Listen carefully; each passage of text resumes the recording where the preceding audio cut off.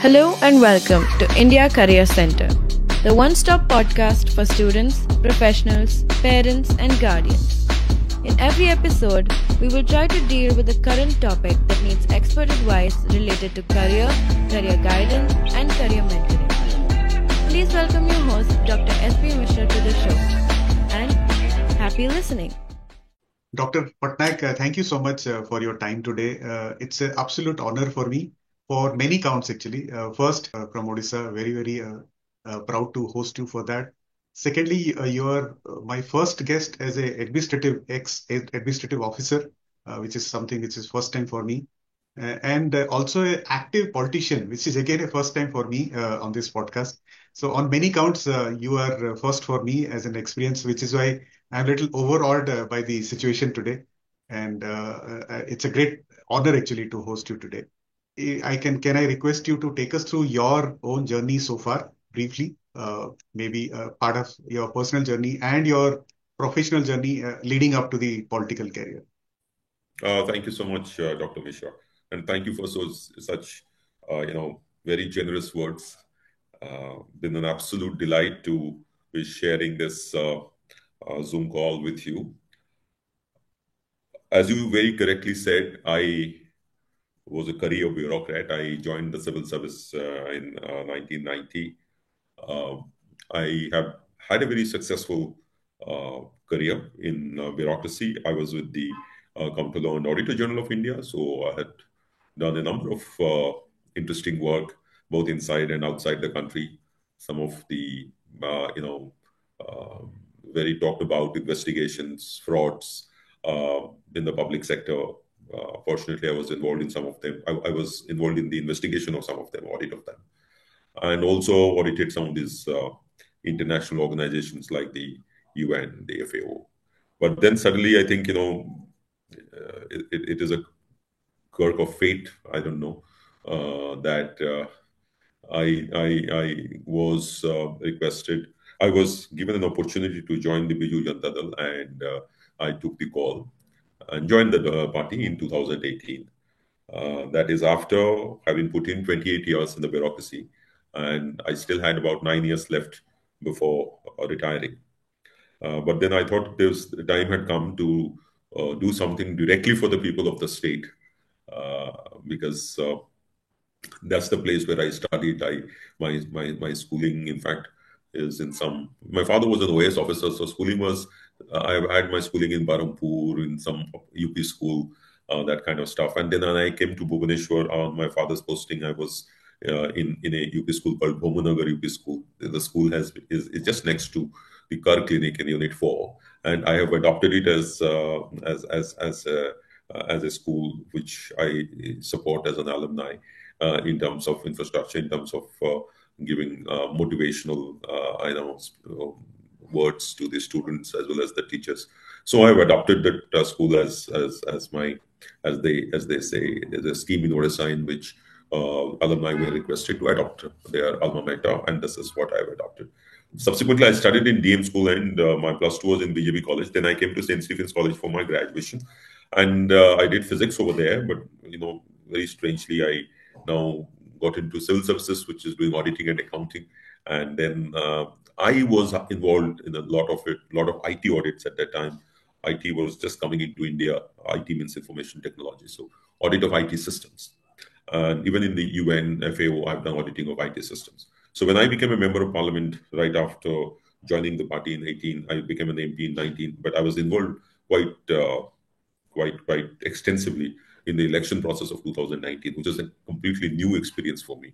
But it was an extremely enriching experience about human behavior, about what moves them in a particular way, makes them think in a particular way, campaign strategies of crunching data in constituencies to know which one is your strong booth, which is your huge experience there. And then came to Rajya Sabha.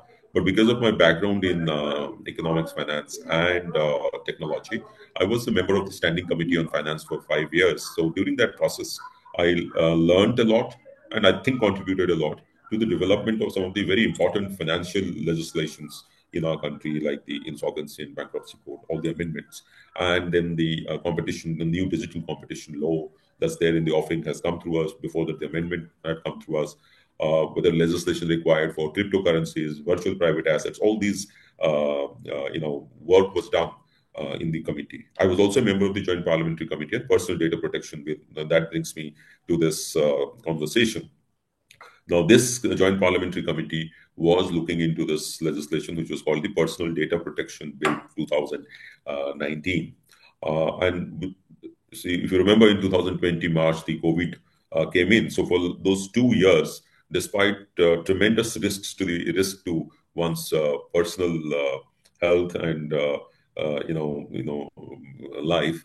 I was traveling from Bhubaneswar to Delhi to attend these meetings, and we had several rounds of meetings, several stakeholders across the country, academia, judiciary, administration, civil society, law schools, advocates, think tanks, all kinds of people. And after extensive deliberation for about 2 years, the committee proposed a new bill, which, however, had undergone several revisions than the one which was introduced in the parliament.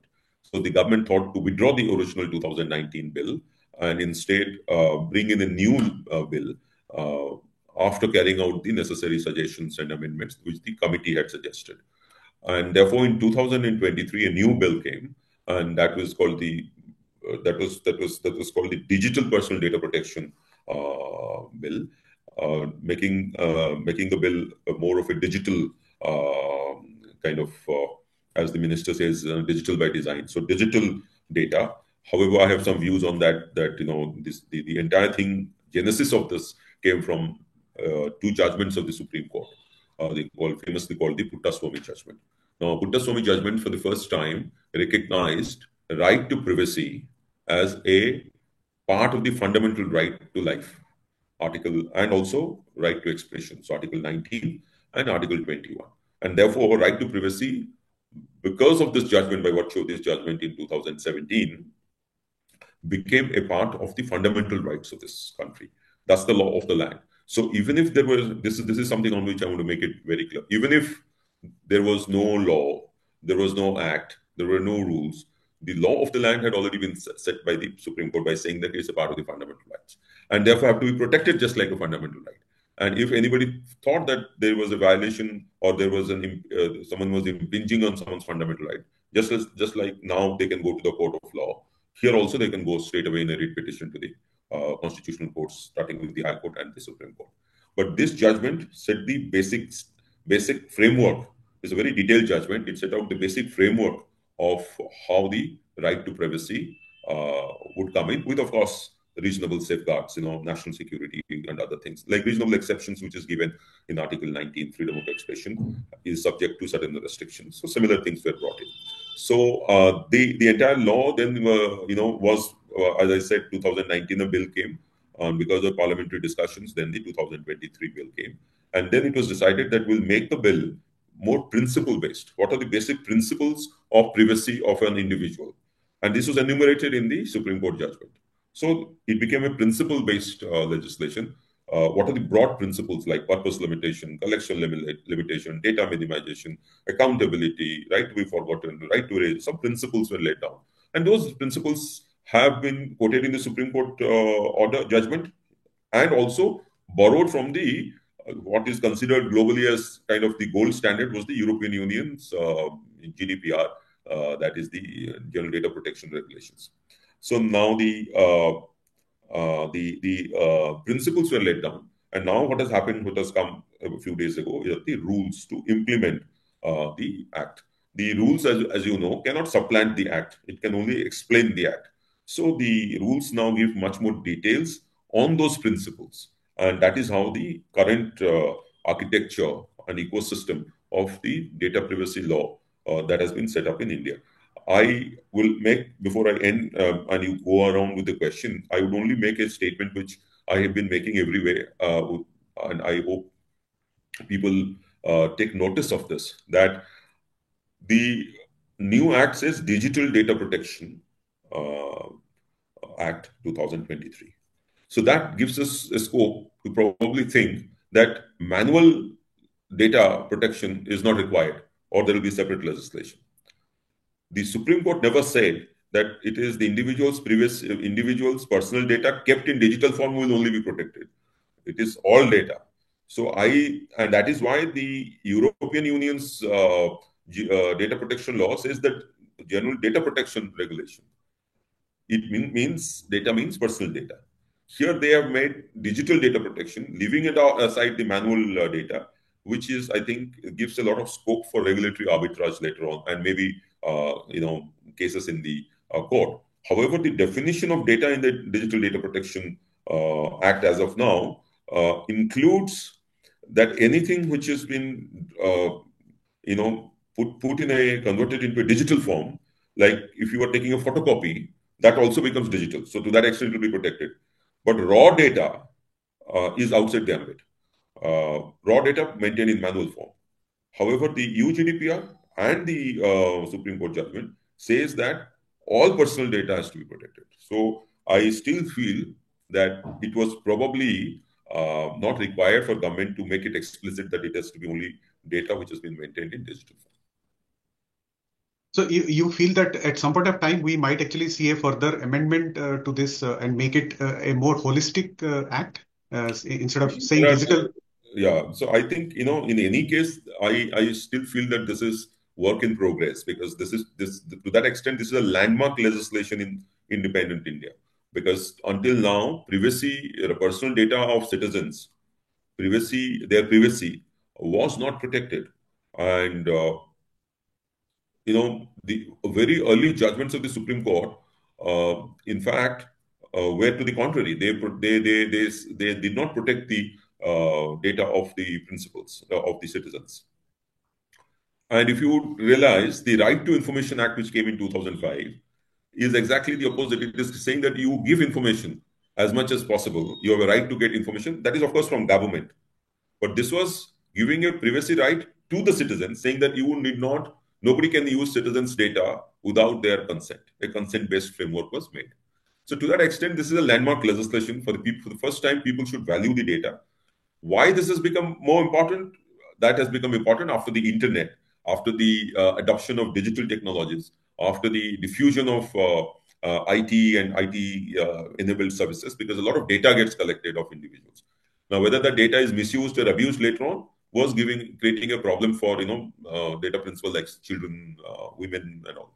So there was a need for this legislation, and that is how the legislation came in the Puttasswamy judgment. In fact, it started from Aadhaar, whether the Aadhaar data should be shared or should not be shared, whether it is getting breached, people are taking it, will harm be caused. So from that, this evolved that the Constitutional Court, the highest court of the country, read right to privacy as a part of the right to life of an individual, and also part of freedom of expression. And therefore, anybody who is collecting data, and I say this, to your question, suppose someone, an enumerator of census goes to somebody's house and collects data manually and writes it on a piece of paper. Just because it has not been digitalized doesn't mean that that person can go and sell the data or cause harm to the person from whom the data has been collected. So my feeling is that the Supreme Court's order is for personal data, whether it is kept in manual form or in electronic form. The law which has come out has made it explicit it is only for digital data protection. I feel that this was not necessary, and this could probably go through revision later on. Or in any case, this is the first time this legislation has come. So over a period of time, it will go through amendments. And during some other amendments also, this probably can get corrected. Or the definition of data could include just manual data. So something I think will be there. You would be also aware that there is another legislation on which there was a report, a committee, Krish Gopalakrishnan committee was set up for non-personal data. And that is now actually in the back burner, but I think that should also be brought out and legislated, because it will then clarify what is personal data and what is not personal data much better. And it will also allow a lot of data which is available, made available to startups and small entrepreneurs to innovate. using that data, which is currently only available to the big tech companies who are collecting data. The small fellows are not able to use that data. So I think that also should be there. The government should be thinking of is the non-personal data protection or data use act or something like that.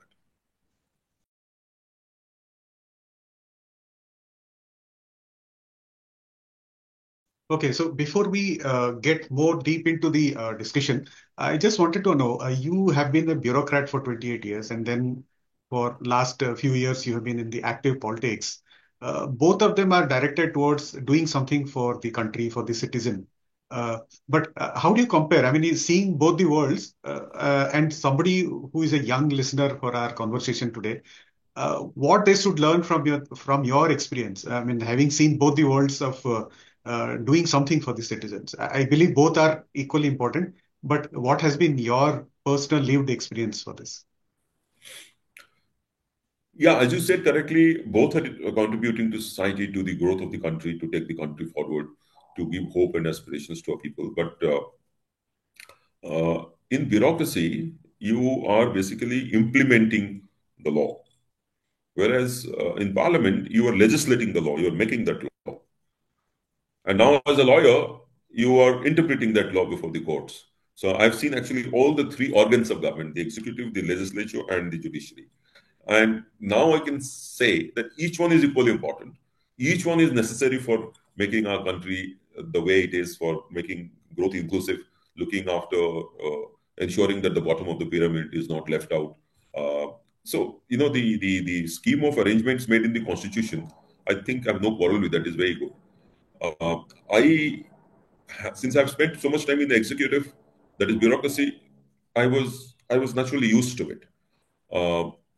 When I came to Parliament, the experience was very different because here you were directly talking to people, directly understanding their problems, and directly trying to help them very, very, very quickly without going through the bureaucracy. So anybody can come, common man, come and meet the MP, whereas any common man cannot go and meet the collector of a district. It is a process, and the advantage is that when in the legislature, in politics, you are representing people. So you are representing their lives, you are representing their occupations, you are representing their aspirations. So you have to be very responsible. You have to be always accessible. I'm not saying that bureaucracy should not be accessible, but they are generally behind the curtain, as they say. They are anonymous, as they say. But here you are in the front. You are listening to them. You are trying to solve them. If they are not happy with you, they are also telling you that they're able to tell you. You have to hear their voice. You have to give a response to their voice. And when you speak in the parliament, whole country also watches. And therefore, a problem gets really highlighted for the executive or even the judiciary to take notice. Problems of people get solved by being talked about in parliament. So very different experiences. But I can only say that, as a parliamentarian, your responsibilities are huge, much more than what people can comprehend. And it goes beyond only solving people's problems. It also goes, a lot of time has to be spent in legislating the laws, attending standing committee meetings, trying to evolve good laws for the people of the country, trying to review the work of various ministries. So a huge amount of work is expected of an MP, which is what I realized after joining there. And also, it gives you an opportunity to engage with a wide and cross section of people in the country from various walks of life, which you may not probably get in the bureaucracy unless you are in that department. Here you can talk about any department, talk about any ministry, talk about any state, talk about any nook and corner of the country. So it's very different, but both are equally important. And parliamentary work or political work, I think it is very, very live. On a daily basis, you are listening to people and trying to solve their problem. And if you are sincere in your work to solve people's problems, then I can honestly say that you have very little time to even breathe. I completely agree. And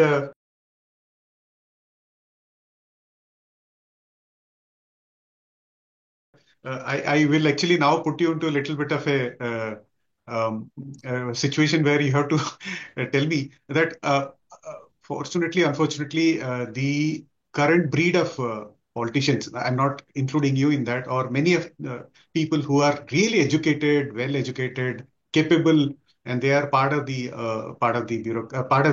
parliament system or the political system. So, but unfortunately, many are actually not so educated. Some of them not even graduates.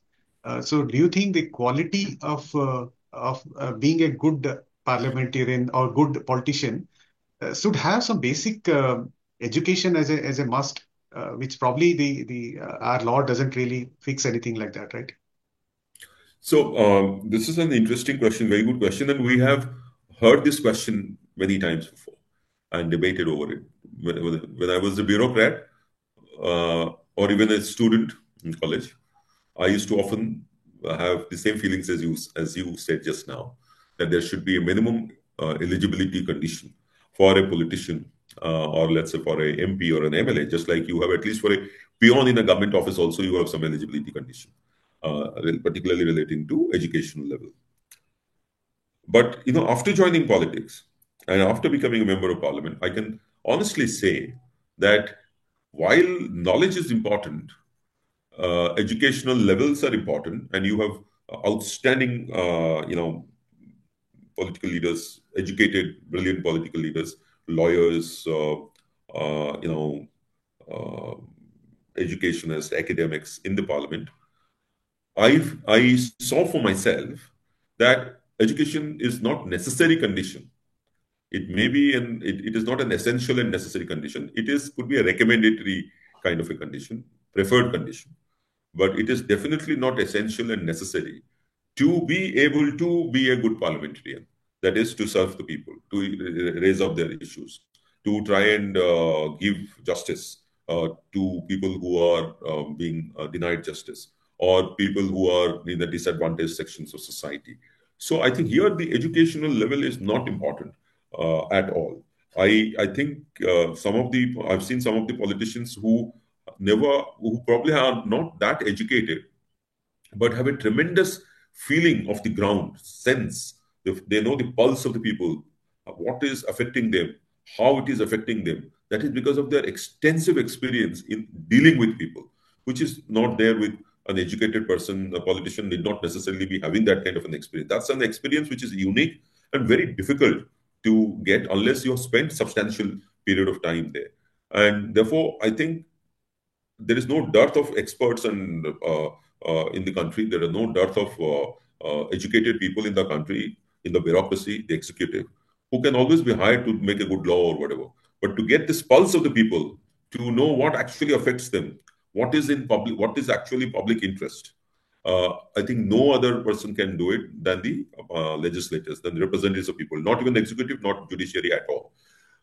And therefore, for knowing this, what affects people, what affects their health, what affects their education, what affects their mental health, what affects their societal structure, what affects their family, poverty, these aspects, I think educational level is not required. The solutions could be there, but if there is no data, then your solution would likely to get wrong. Now, these people who are not educated but have got their ears to the ground are a good source of data, original primary data, which, if ignored, will make bad policy. So I think educational levels is not important for being a good parliamentarian or a good legislator if your intent is to serve the people. And then I think you will have the wherewithal to analyze that data by using experts around you to evolve a good policy. In fact, the tragedy is when we don't get good data. So I always say that look at the you know the India Against Corruption movement, which was there, which you know became a nationwide, almost a nationwide awakening against corruption. Who was driving it? The person who was driving it, who sat in hunger strike for such a long time for passing the Lokpal bill, was not a very educated man.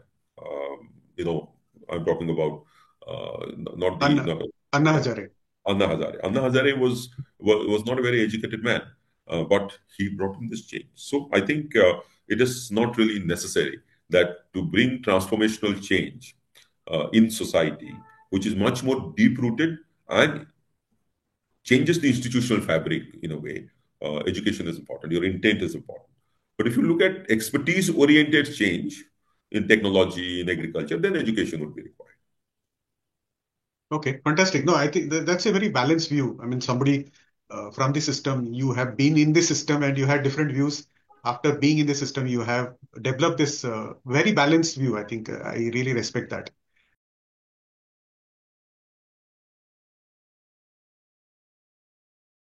So now going forward, the Digital Data Protection Act is supposed to be basically protecting the data personal, I mean, individuals.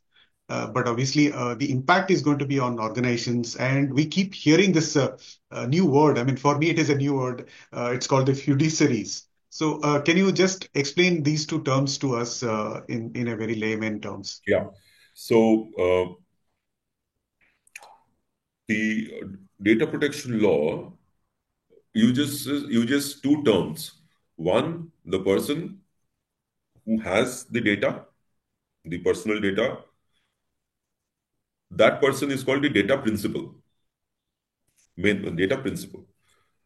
And the person who collects that data or the entity that collects that data, it can be a person, it can be entity. Anybody who collects that data is called a data fiduciary. So collector of personal data is called a data fiduciary. Why this term is used is important, because data principles and data fiduciary, so basically it means in economics there is something called principal agent problem.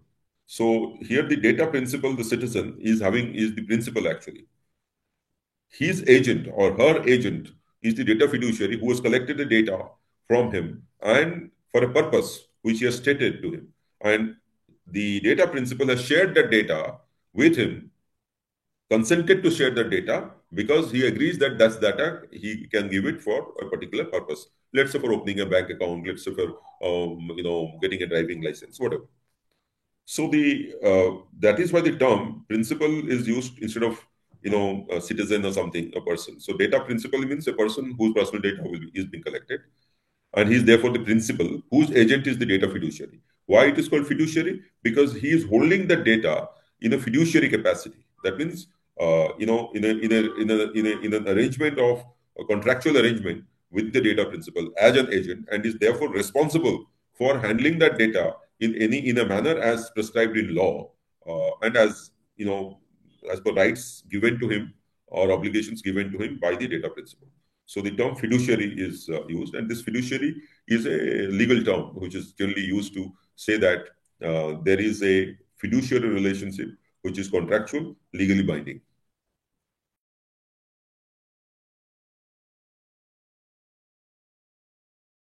Okay,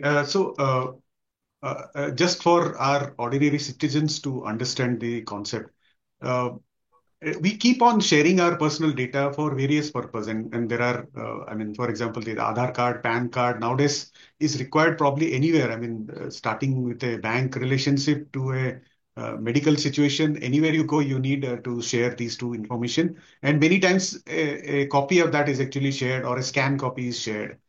So with this Digital Protection Act, I mean the DPDP Act, what the ordinary citizens can actually demand when they are sharing this data to a organization or to a fiduciary, as you just explained, in terms of what are their rights, if you can explain that.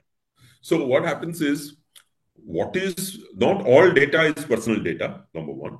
So what is personal data is mentioned in the Act itself.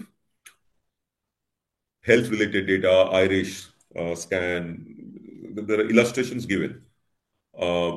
Different sectoral regulators may also have different prescriptions for personal data. A health regulator might have different sets of data which you would consider as personal data, not to be shared with everyone without consent. Whereas an agriculture regulator may not feel that the same are important. So separate sectoral regulators will also have, I think, separate prescriptions of what is personal data. This will be a bone of contention later, or a bone of I would say conflict, or let's say friction later maybe. But anyway, so this is the personal data which is to be shared. Now, what the law now says that if anybody is asking you for that data, he or she or the entity has to tell you for what purpose. That is called purpose limitation. So the data which has been collected after getting the informed consent of the data principal will be or can be used only for that purpose. If the person who has collected the data or the entity that has collected the data, including government is the biggest data fiduciary because it collects the largest amount of data, then it has to tell the person again, from whose data has been collected, that I'm going to use for another purpose. Do you agree? If he says no, you can't use it. Then after the purpose has been served, let's say the department wanted some data for my driving license, personal data, I gave it. After I got the driving license, there is a certain period for which the data has to be kept. And I can ask that my data be erased from your computer system. So right to eraser is there. And then even one step further, right to be forgotten.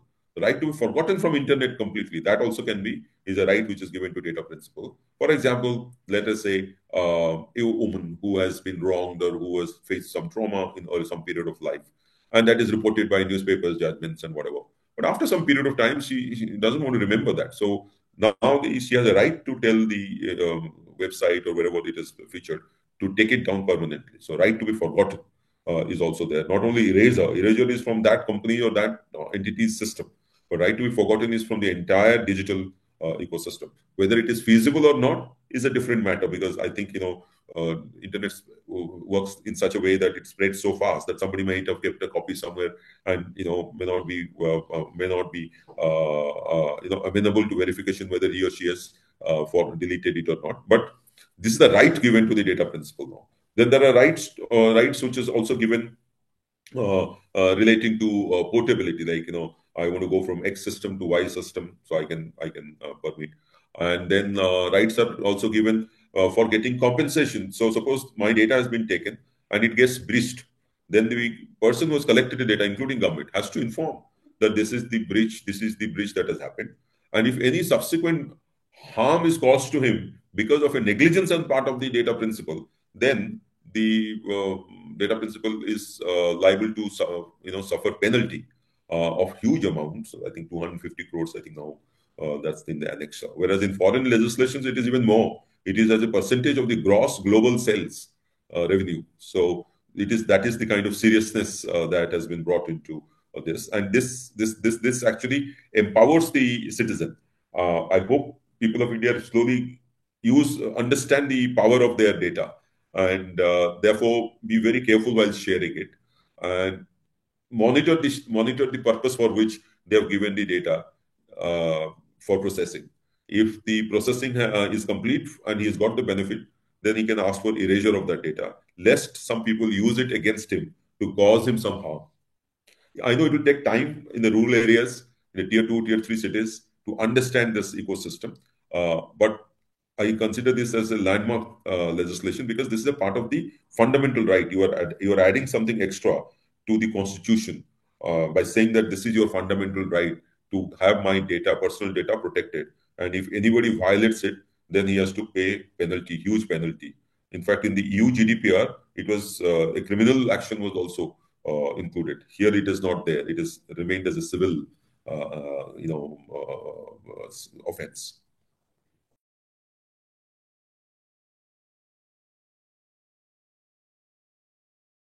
Okay, sir. In the recent times, I've been reading some newspaper articles and watched some videos. The role of government in this whole process, there has been some criticism that government is trying to, wash their hand off with respect to protecting the rights of the citizens through the routes of giving consent and things like that. As you rightly mentioned, the rural India, the tier 2, tier 3 cities, towns, I think the people awareness about this subject is very low, and it'll take many years for this knowledge to really seep down to the lowest level in the society. So what can government do to make it more active, really bring the intention? I mean, the whole purpose of this act is actually to protect the rights of the citizens. How and what government should be doing actually? See, this is something which is similar to the Consumer Protection Act. So, the Consumer Protection Act came to India in 1986. And now every consumer in India is aware of his rights as a consumer and can go to the consumer courts to get relief. But you see, from 1986 to the year 2000, which is 14 years, and then another 24 now if you add. So consumer movement has become strong in India only a decade ago, but the act was passed in 86. Whereas in the US, consumer movement was very strong right from the beginning. So like that, here also it will take time, but once people get aware, the way the fast pace with which digital technology is moving, people will slowly get aware, particularly the younger peoples. Fortunately, we are a young country, so this will spread. The point is, unlike the Consumer Protection Act, where there is a consumer awareness fund under the act itself created to make this consumer movement robust. Right from the beginning, that even the Amendment Act came in 2020, but before that also it was there. Similar thing is not there in this. In fact, my speech in Parliament, I think I've mentioned this, that there has to be a movement to tell people that this is your right. I think civil society organizations will have to eventually do this. But you see in this what happens. In this age of data, everybody survives by collecting data, including civil society organizations. If Oxfam wants to get a report, it has to collect data. So they are not the ones who are going to tell the people that don't give your data without knowing for what purpose you're giving the data. So this is a very strange situation in this situation, in this enactment of this act. That this is what your right is. Now, I think in the fitness of things, it should be the government.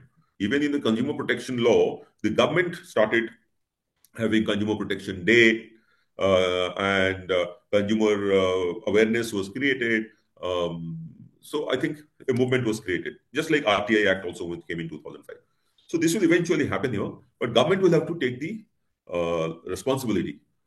So also the private sector were collecting data, banks were collecting data, huge amount of data. Now the criticism against the government is that while it has put all these conditions and compliance requirements upfront on the private sector data fiduciaries, it has not imposed the similar kind of responsibilities and safeguards against itself, though it is the largest data fiduciary in terms of collecting data. It has kept many of the things outside the ambit. I still feel that it is not a fair criticism, because what the law says now, that consent is not necessary if certain laws which have been passed already in Parliament have to be enacted. Now, if a law has been passed in Parliament and the implementation of which will require data to be collected, then while it is getting passed, the members of Parliament or both the houses, they know that this is the data to be collected. And they are empowering the government that you collect that data on behalf of the citizens. So a further level of collecting data may not be necessary. Not for all acts, but for, where benefits, they mentioned where benefits have to be given, where subsidies have to be given, where, let's say Prime Minister Kisan Nidhi has to be given subsidy. So data DBT has to be given, so account numbers have to be collected. So in such kind of situations, what people are scared of or afraid or apprehensive about is the fact that government might misuse this thing and broaden its scope of collecting data without consent and processing them without again consent, and maybe utilizing it against these data principles for selective surveillance. So that that kind of danger or risk is there even now without the law. At least the law now empowers you, puts in a level of safeguard. And as I said, we should not be worried too much about it, because Supreme Court has already said it's a part of fundamental right. So if government also falls foul of the law, one can go as a citizen to the Supreme Court and get the right enforced. So I think over a period of time, the law will evolve, and the government also would realize that if it wants others to follow the law, it should also follow the law itself. Very well said. I think that's really well said.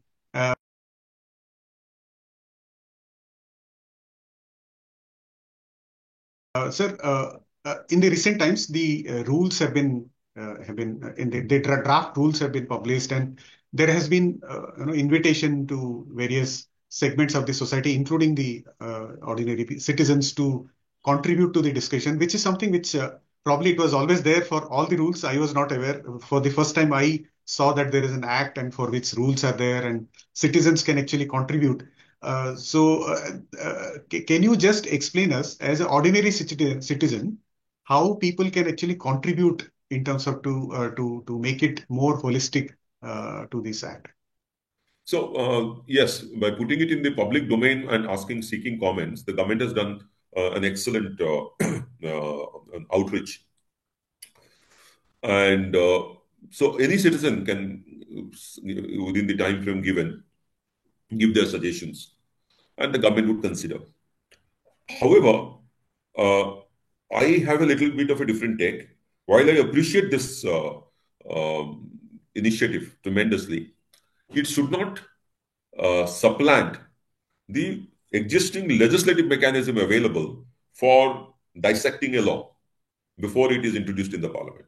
The parliamentary standing committees, they are supposed to, they consist of members of parliament who are representatives of people from different cross sections, different parties. They are supposed to examine a law threadbare, calling calling any cross section of people stakeholder for deposition, and then finally reintroducing in the parliament and seeking parliamentary nod for enactment. So while now there, what happens in the parliament, in the standing committee, that the committee who consisting of members of parliament gets a chance to hear from the public and then pose the same questions to the government secretaries and get the reply and then give the recommendation. Now, here's opening it up to entire public in the entire country is a good thing. Many new suggestions will come which may not be possible to do within a time frame in the standing committee, and because it is digitally being allowed. But as I say, in a country where this is some statistics that I must tell you, where 40% of rural area people do not have access to a smartphone. Internet connectivity, there is penetration is very low in rural areas. There's a huge digital divide. How will those people give comments? Whereas if it comes to a committee, they can tell their member of parliament to raise this issue, and member of parliament will also do it. So the government should not stop at this particular aspect of only getting the comments of the people. It will be only a few think tanks in the big cities, and a few informed people like you probably will give, or some professors will give. But what happened to people? At least more than 50% live in rural areas. So there is a digital divide. There is a internet divide. One is digital device divide and digital internet divide. Access is not there, but they are also data principals. Their data is being collected. Their data will be shared. Their data will be processed. Their data will be taken by e-commerce platforms and used for different purposes, for targeted advertisement. So how will they air their views? So I think we should now be also getting these comments from the people, whatever you receive, and also put them through the usual process of parliamentary legislative scrutiny, so that you have a good law or a good regulation or a good rule for the country, for the people. Otherwise, it will again be implemented in parts or in a very shoddy manner, and there will be several court matters, disputes. What is the use of all that then? Fantastic. I completely agree. I think the process should be taken through, as you rightly mentioned. But is this the first time that a draft rule has been publicized like this in the public domain? Because I have never come across something like this. No. This has been done in some other cases as well. I think the digital competition bill also has been put on the public domain. But this is a recent development. When it has not happened some 10 years ago or something, or 5 years ago. This is a recent development. It's a welcome development. But as I said, one is to be aware of the fact that several people who will not be having a laptop or a mobile phone to open and read that what is the draft regulation, and therefore will not be able to give a comment. And it should not be, these legislations should not be thought of as affecting technology per se. Let's say data privacy law. Data privacy law is not just a law of the Ministry of Information and Technology. It is a law for the entire country, affecting all ministry: the health ministry, the agriculture ministry, the MSME ministry, the watershed ministry, the rural development ministry, but everybody. So it is, so, you cannot say that, I will be only restricted to, or this is a law which is basically for the technology savvy people. No, it is for the entire country. This is a fundamental right. Unfortunately, when you say statements like it is digital by design, you are giving a message that it is not for those who are digitally illiterate or who do not have access to a digital device. That is not the intention of the act. That is not the intention of the Supreme Court ruling also. So I think privacy by design would have been a better concept to push rather than digital by design.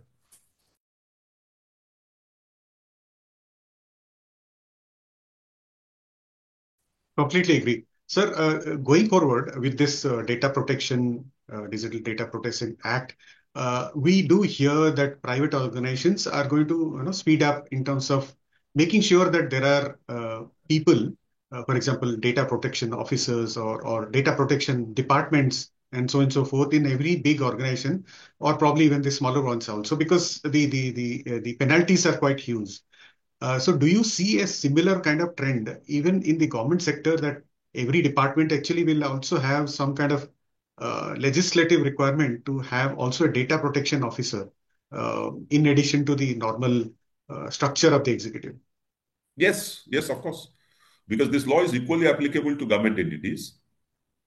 And just like the RTI Act did, which public information officers were appointed in every government, or an officer was designated as the PIO and the CPIO. Same thing will happen here, and it will be much more responsible role that will have to be played by someone manning this position. And this also in the private sector creates new opportunities. So it is not just the job of not just the role of data protection officers. There are several other jobs that I think will come up. First is consent manager. Consent manager. Suppose I am a consent manager, a new entity or new role. I manage the consents of 1,000 people who have given the consent for different banks and railways, different. So I manage it for them, where they don't have to each time furnish their Aadhaar card, furnish that information.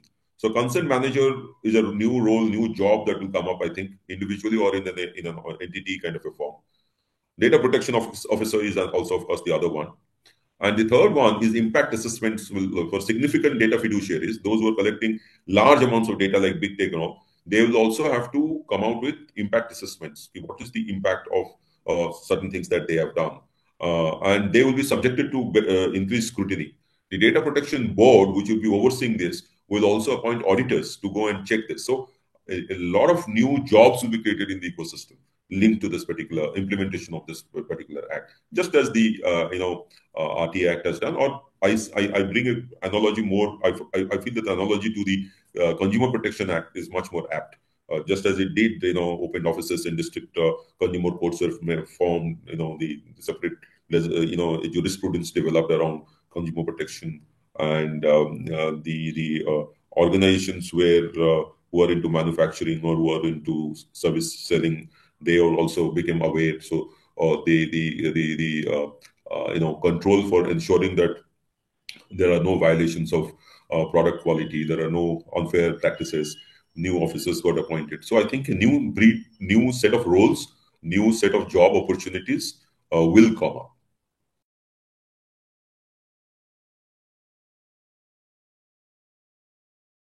Fantastic. And also, sir, there is an exciting opportunity with respect to the data centers. I believe more and more data has to be locally stored, though it is not explicitly explained in the rule or the draft rule. But do you see that the implication of that coming through, that data centers have to be localized and they have to be in India? The data has to be in India. It cannot be taken out. Do you see this happening? See, this is a concern which has been raised by people,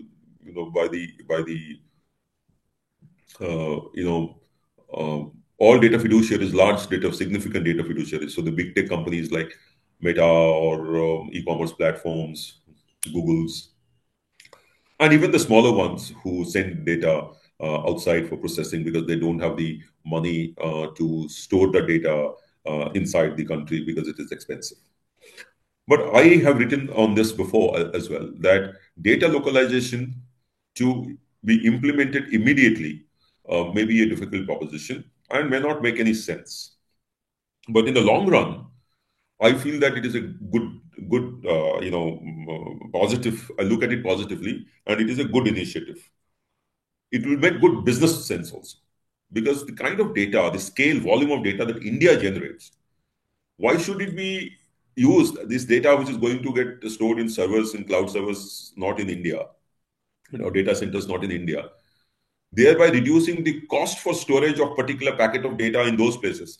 I am sure if we ensure data localization and store all data in India, the data center's cost of storage would become very low. So India will become the data storage capital of the world. And in that case, that business will come here. So I think we should not be skeptical about this move, but it should not be immediate. Big bang kind of an approach should not be there. It should be slow transitory. The transition should be smooth. But yes, I agree that for smart startups, medium and small industries, there has to be a carve out. Upfront costs cannot be, compliance costs cannot be so high.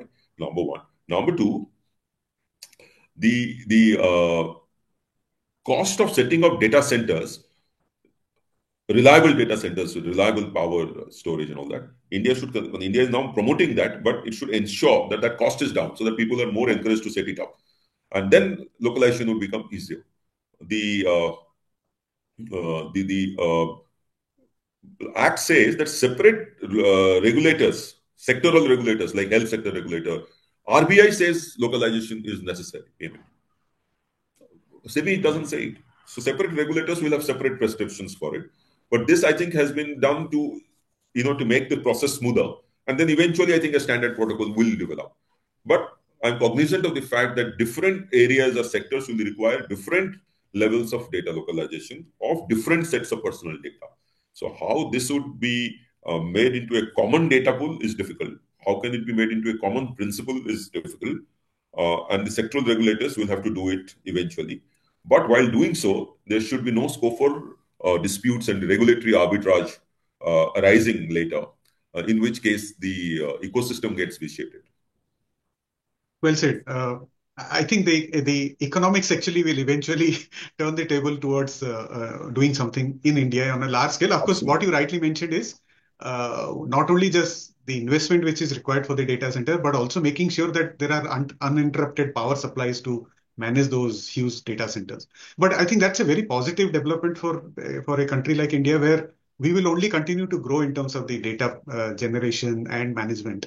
So that's a very positive development, which will eventually pan out as economics makes sense, actually.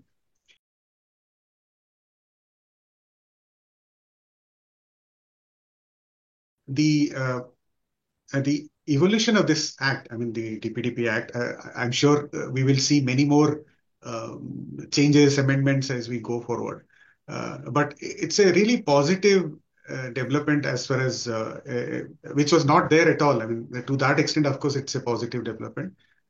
So do you see that the basic principles about data protection is actually included in our school education or in higher educations also, so that young people at least are aware during their education itself that there are these rights which you should be aware, because more and more data will be utilized as we go along in the future.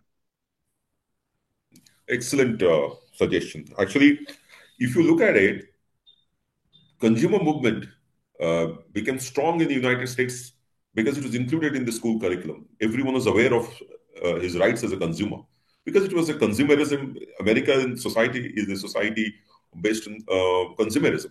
More you spend. India was never like that. But once, even now, in our textbooks, there is a mention about consumer movement or consumer rights.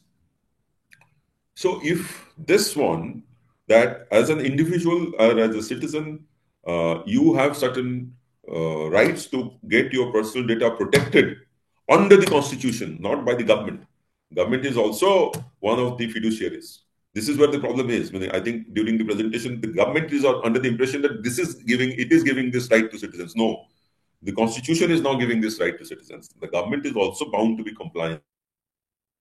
The idea should be that this should be introduced in the schools, because people will then start valuing their data, personal data.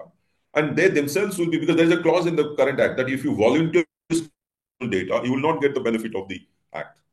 So they should know that what data should not be divulged for play.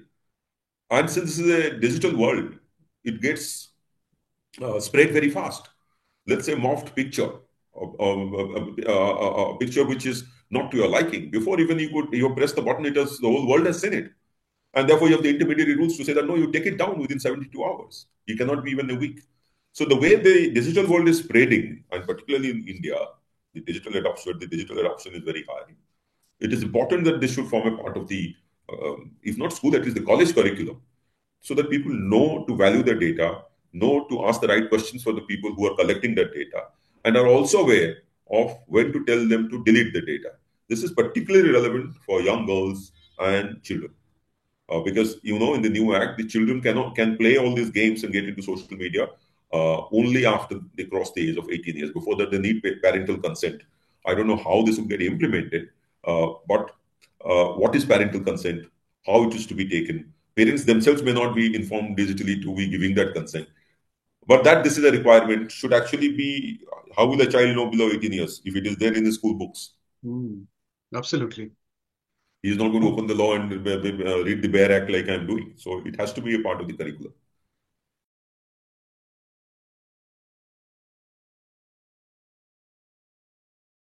Fantastic. So I think I have covered most of the questions which I thought of asking, and it was lovely to listen to all your explanations so beautifully, and with a lot of balance in everything what you answered. It was not loaded towards any particular segment, so to speak.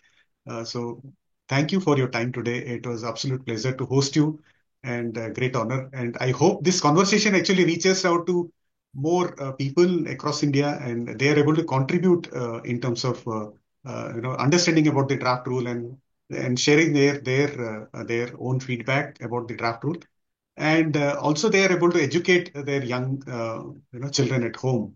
So I hope that objective will be fulfilled through this conversation. Thank you for your time, sir, today. Thank you so much, Dr. Mishra, for this wonderful conversation that we have had during the last 1 hour. And thank you for those very interesting, practical questions, because this is what people will ask in the tier 2, tier 3, why even in tier 1 cities. I know of my colleague lawyers in high courts not even knowing about this act provision. So I think a lot of work is required to be done. And it is good that the message goes through podcasts like yours or discussions like yours, when people will start asking questions and then start contributing to make the law robust, more operationally feasible, viable. And that is how the ecosystem will get more robust. So thank you once again for inviting me to your career center for the conversation. And I hope people like it. Thank you so much. Thank you, sir. Thank you for your time today. Thank you. Hope you enjoyed this episode. We sincerely wish you could take something from our conversation today and be able to apply it to your life in a positive way. We value your feedback.